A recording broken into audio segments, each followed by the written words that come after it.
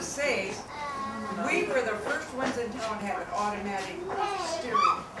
Oh, wow. Yeah, our neighbor had a Chrysler agency, and he bought this Chrysler. He came into the store where my mother and dad had worked, and he said, Julia, if you were going to get a new car, what color would you get? And my mother said green. So he bought a green Chrysler car, only he couldn't sell it. So there, and my dad knew why he bought this green Chrysler car, and my dad was not going to buy it. He thought, I'm going to let this guy sweat it out a little bit. And so he did.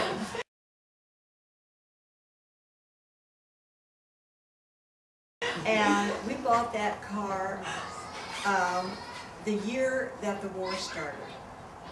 And we had a brand new car then, luckily because they stopped making it. And it was an automatic, the first automatic car that Chrysler made.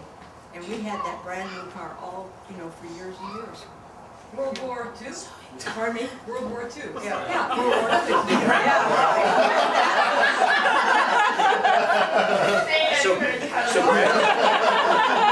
So Grandma drove too, like right away, or was it quite a while before she drove? Grandma was the major driver. Yeah, my dad. And then we had another car too, didn't we? Could be the train. Yeah, Dad had a little Model T or something.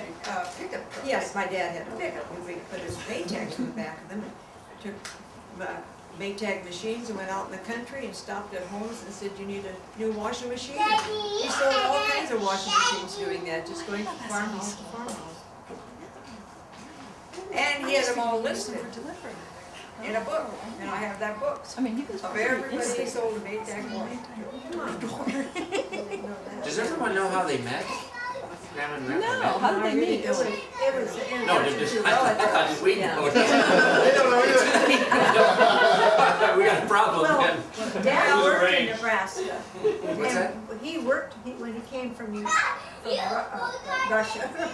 The wrong party. He went to Nebraska and worked, and there he met Mother. Well, Didn't you tell me the first recollection he had of your mother is he picked her up off the back of the wagon? Yes. he did. She was, I never heard that. but she was, how my dad got to Nebraska,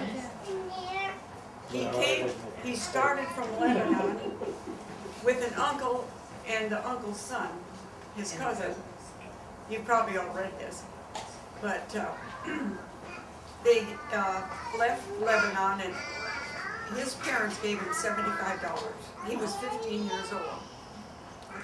And when they got to France, they had to be tested, and the other young boy, his eyes were poor, so he was rejected. So his father stayed back with him, didn't come. And that left my father, who was only 15, to travel by himself. He was a child. No, he wasn't. He was with somebody else. Well, he was, till they got stuck. No, So that was where the ship, basically where the ship was going to be leaving from. They were like testing there. I mean, that's In where France, Paris.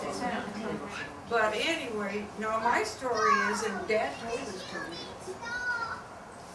I'm sure, he came alone. And he couldn't speak English, and he got to Ellis Island, and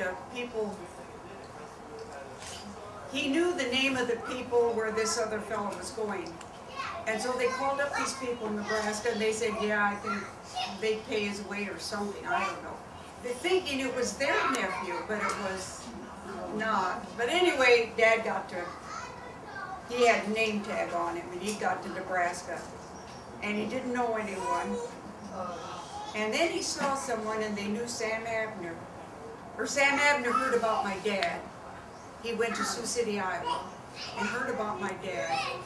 And somehow he took Dad in, and Dad came to South Dakota. So what was their Lebanese name? Yeah, right. Abdnor. Abdelnour. Wow. I couldn't find it in Ellis Island. Oh, yeah.